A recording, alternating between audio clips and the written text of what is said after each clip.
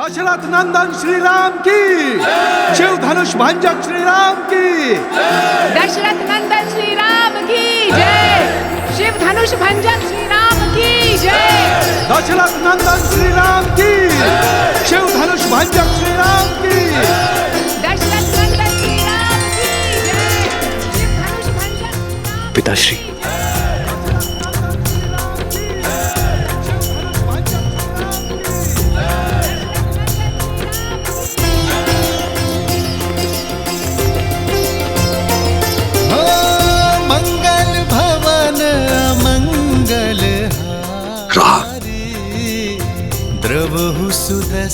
अयोध्या से जब विदा ली थी तो पुत्र तुम दशरथ नंदन थे, और आज तुमसे यहां भेंट हो रही है तो मैं राम का पिता हूं। इतने कम दिनों में मेरा पुत्र इतना बड़ा हो गया।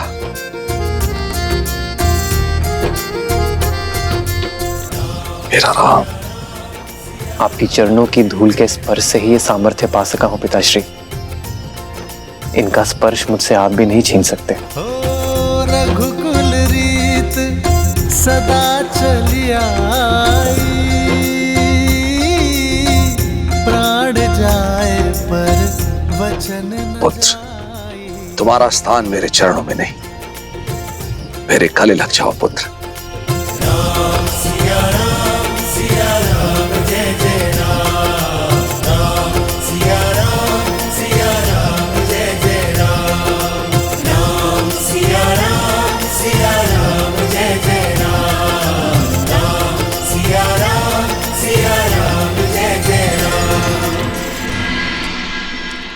प्रणाम पिताश्री। पुत्र लक्ष्मण, आयुष्मान भव।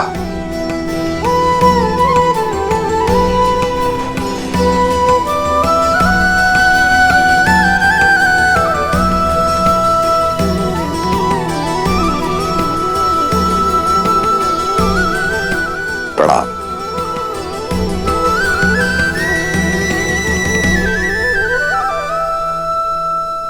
भूलोक पर कोई माया या दिव्य प्रदर्शन नहीं, अन्यथा हमारा भांडा फूट जाएगा और मेरा भोग छूट जाएगा। अब वेश परिवर्तन करें।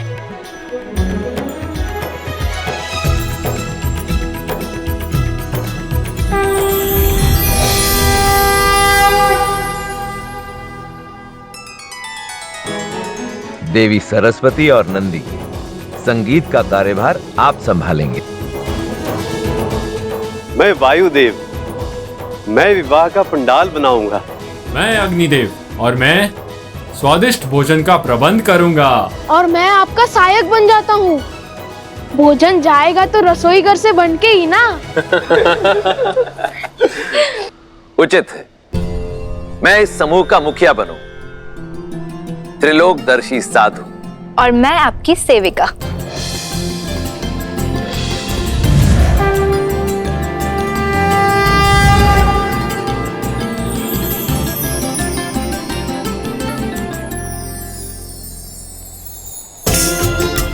चलिए, प्रस्थान करने का समय हो गया है।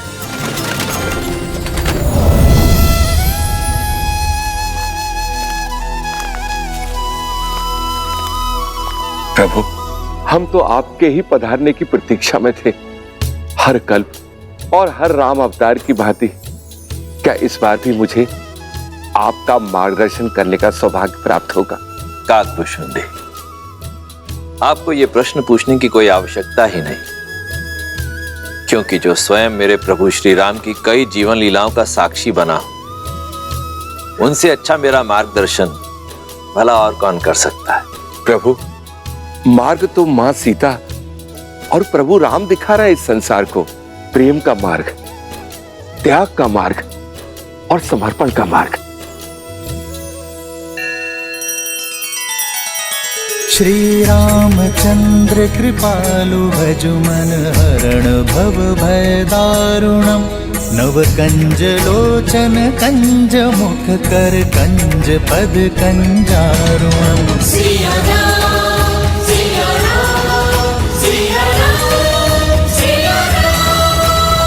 आदर्श और मर्यादा की है ये कथा महापावनम।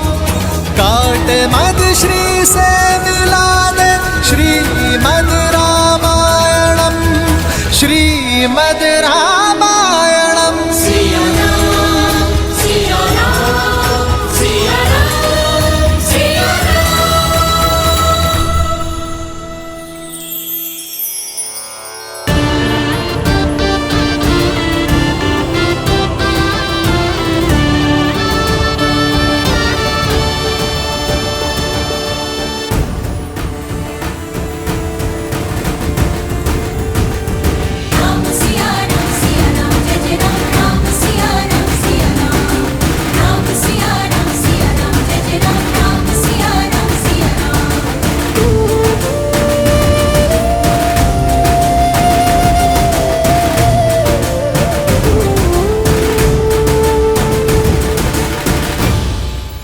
अयोध्यापति महाराज दशरथ, यह है मेरी पुत्री सीता।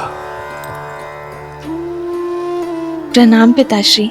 सदा सौभाग्यवती भवा। और क्या आशीर्वाद दूं तुम्हें पुत्री। रूपशील हो, गुणवती हो, और सात्विकता तो तुम्हारे मुख पर है ही। अपने तेज से अपनी अयोध्या को सदैव चमकाती रहना पुत्री।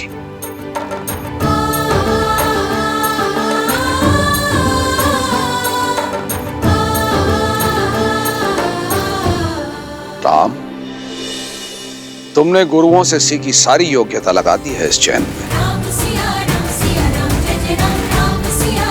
विराजी,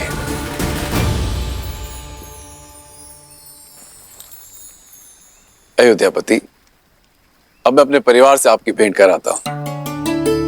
सीता की माता से तो मिल ही चुके हैं आप। प्रणाम। ये मेरी छोटी पुत्री उर्मिला, ये मांडवी, श्रुतकीर्ति। ये दोनों मेरे अनुज कुशाध्वज की पुत्रियां हैं।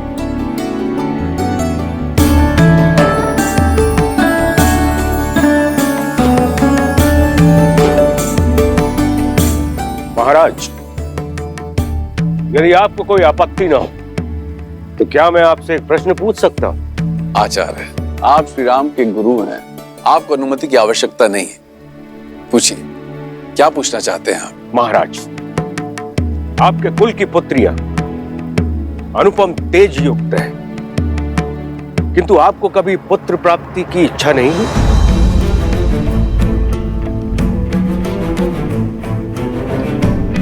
या फिर कभी इस बात का भय नहीं सताया कि आपकी मृत्यु के बाद आपको तर्पण कौन देगा,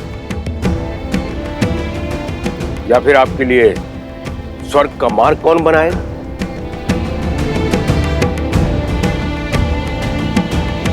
क्षमा चाहता हूं ऋषिवर, किंतु मैंने वेद, उपनिषद, स्मृतियों का गहन अध्ययन किया, किंतु कहीं भी ऐसा कोई उल्लेख नहीं कि पुत्रियों का मान, उनका पद, उनके अधिकार किसी भी रूप में पुत्रों से कम या नीचे होते हैं। न मान में, न पद में, न ही अधिकार में।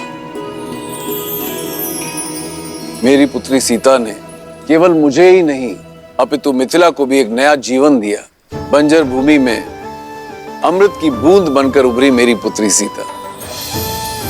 जिस पुत्री ने मिथिला को नरक से बचाया, उस पुत्री के होते मुझे स्वर्ग की क्या चिंता ऋषिवर। और सत्य तो यह है, सीता के जन्म के बाद मैंने मृत्यु और मृत्यु के बाद की चिंता करना बंद कर दिया है। अद्भुत, अद्भुत मिथिला नरेश। आज मुझे मेरे एक और प्रश्न का उत्तर मिल गया।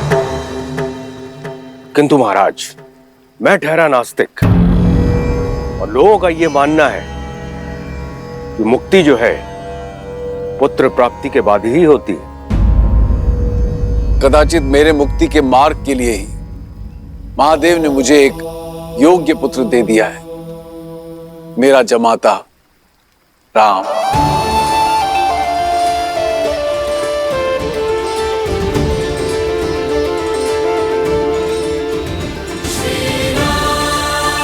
श्री राम,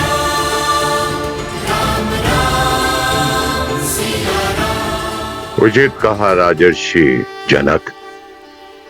विवाह संबंध वर वधु के बीच ही नहीं, दो परिवार के बीच जुड़ता है।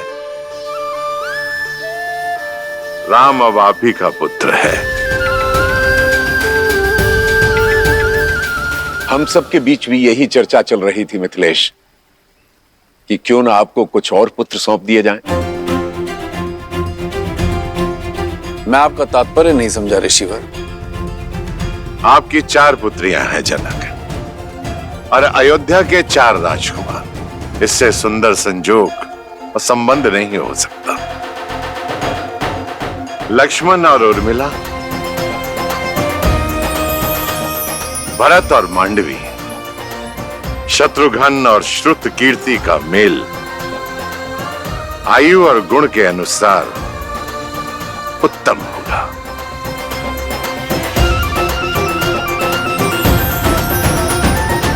आपका क्या विचार है इस विषय में अयोध्यापति?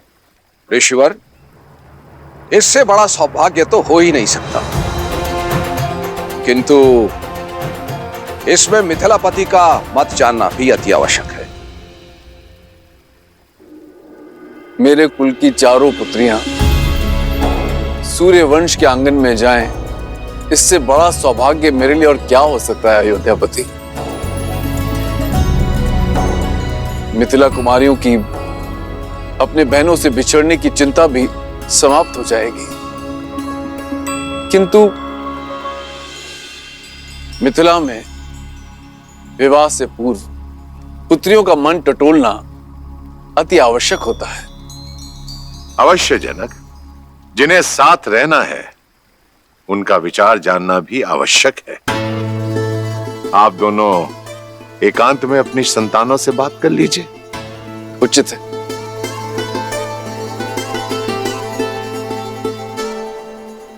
बोलो अनुज, प्रसन्न हो?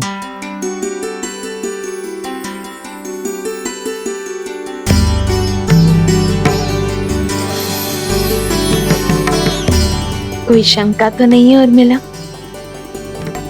पूजा आपने की दीदी, और फल मुझे भी मिल गया।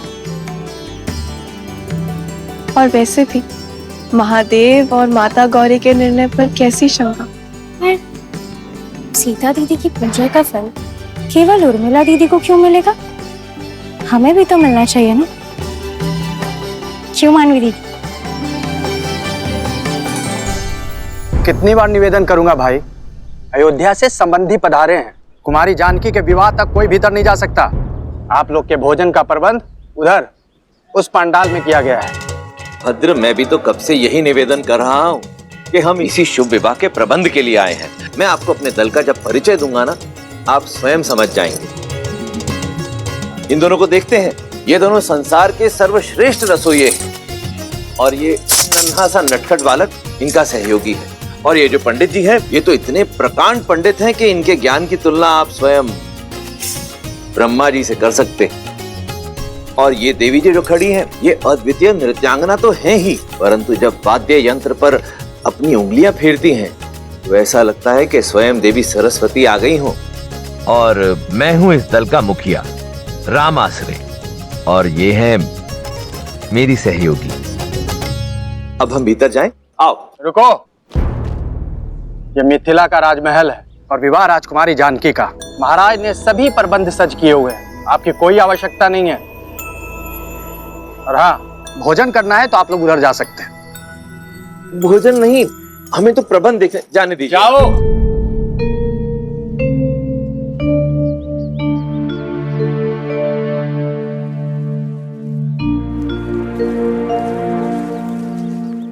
अब क्या करेंगे? प्रभु, मुझे आज्ञा दें। उचित है, आप जाइए। जी। मुझे भी आज्ञा दीजिए प्रभु। अब आपको किस बात की आज्ञा चाहिए? और कितनी देर प्रतीक्षा करें प्रभु? मैं अदृश्य बनकर वहां चला जाऊं? अदृश्य होना तो हमको भी आता है वायुदेव, पर दिव्य शक्ति प्रयोग नहीं करनी ना। गणेश, अदृश्य होकर बहना मेरा अधिकार है। और सबसे पहले भोग ग्रहण करना मेरा अधिकार है। मैं चलूं पिताजी? कोई कहीं नहीं जाएगा, सब यहीं प्रतीक्षा करेंगे। मैं कुछ सोचता हूं। जो भी सोचना है शीघ्रता से सोचिए, भूख से मेरा पेट दर्द कर रहा है। मेरा भी भूख के मारे जान जा रही है।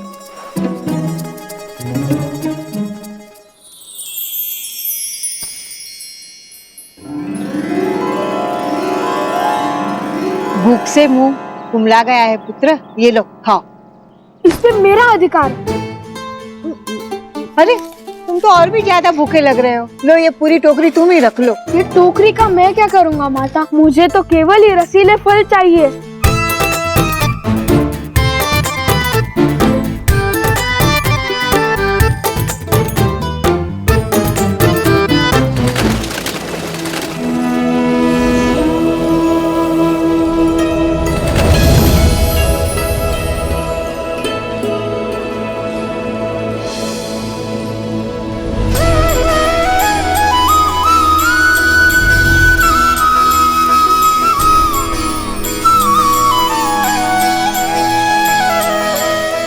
मिथिलापति, मेरे चारों पुत्र विवाह के लिए सज्ज हैं राजऋषि। मेरी पुत्रियां भी महाराज।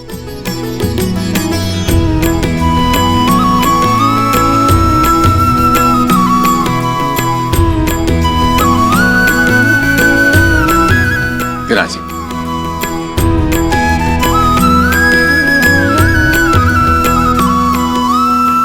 तो राजगुरु सतानंद, आज्ञा गुरु जी।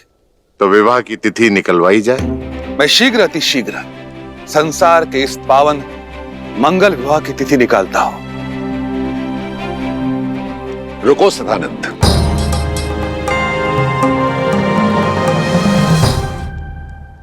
एक बहुत ही पहुंचे हुए त्रिकालदर्शी ज्ञानी महासंत हैं रामाश्रय। उनकी बताई तिथि में कण मात्र भी त्रुटि नहीं होती है। मेरे अनुरोध पर वे अपने समस्त शिष्यों के साथ यहां पधारे हुए हैं।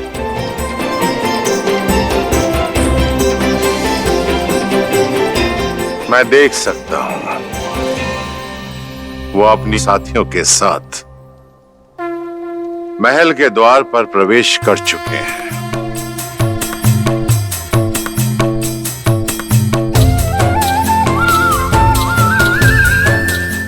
अद्भुत दृश्य है, अद्भुत।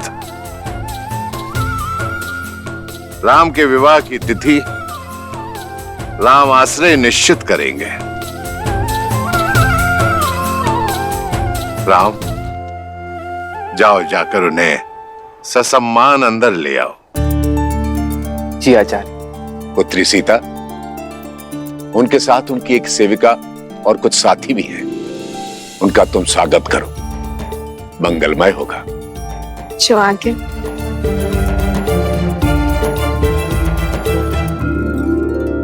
प्रभु, और कितनी प्रतीक्षा करनी पड़ेगी? अंदर जाने का अवसर कब प्राप्त होगा?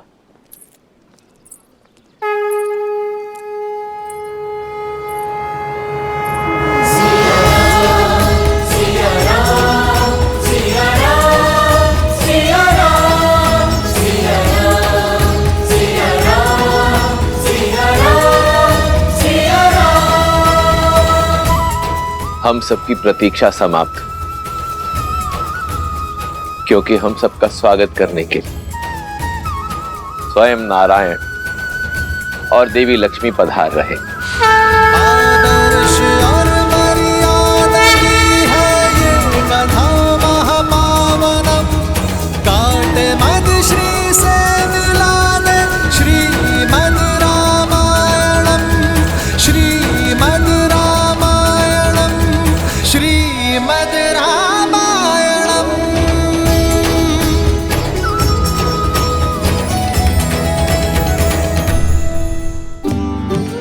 प्रणिपात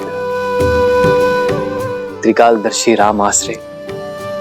इस राम आश्रय के तो भाग्य खुल गए कि स्वयं श्री राम उसे लेने के लिए आए।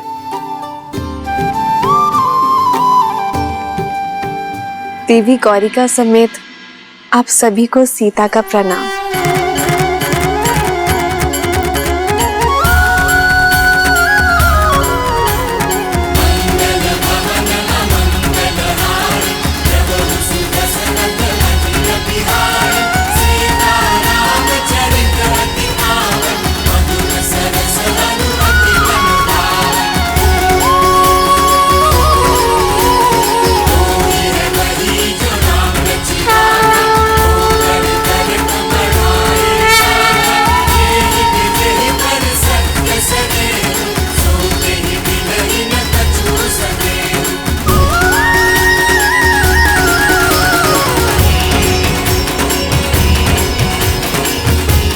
ये राम आश्रय आपको केवल ये भस्म ही दे सकता है, कृपया स्वीकार करें।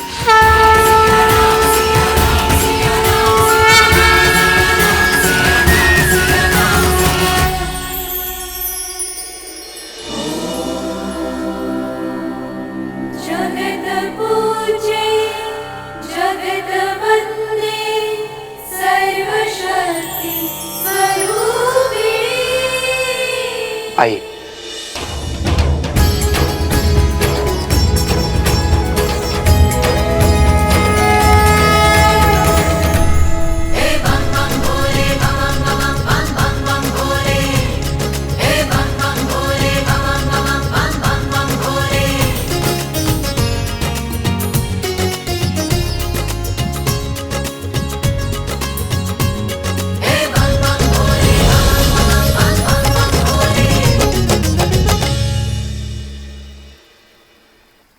महाराज, ऐसी माया तो बहुत से लोगों के हाथ में है, किंतु क्या ये केवल मनोरंजन के लिए है या फिर इसका कोई और अर्थ है? यदि मन में भावना सच्ची हो तो पाषाण में भी भगवान, और यदि भावना सच्ची ना हो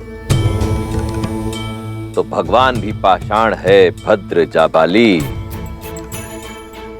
परंतु आप तो नास्तिक हैं, इसलिए इस तथ्य से अनभिज्ञ हैं।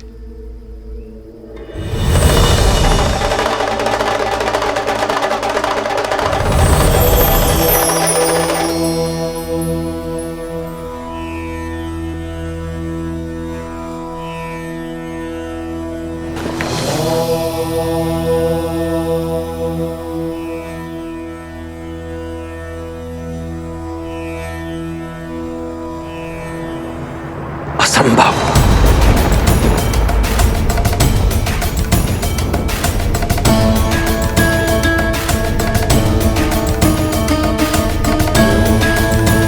कोई समस्या है महाशय?